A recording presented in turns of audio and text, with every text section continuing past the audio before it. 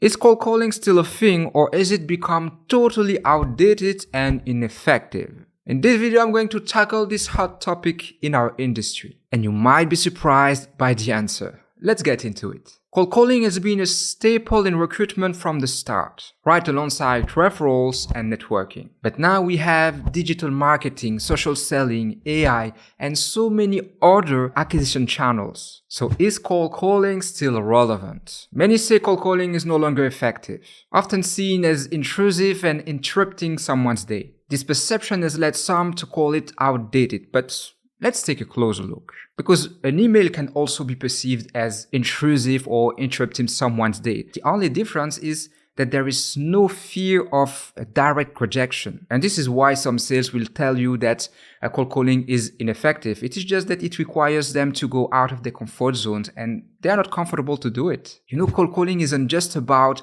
being energetic and engaging in conversation. It is an art that requires practice and strategy. It's like chess. You need to think ahead and be prepared for different responses. And this is one of the issues. The difficulty in finding people skilled at cold calling further fuels the misconception that it is ineffective. But the real issue often lies in the inadequate training of salespeople. You know, I'm always surprised to see how many recruiters are unprepared to handle the most basic objections, such as we already have a preferred supplier list, or we don't work with agencies. But if you don't train your people right, it is not the technique that is at fault. Whatever you like it or not, the truth is cold calling will always be important. It's not easy and doesn't bring instant results, but it is a vital skill. Why? Because it is the only way to get immediate feedback and to ensure your message is heard directly. And the only way to get that is through a phone conversation. And yes, impersonal methods like bulk emails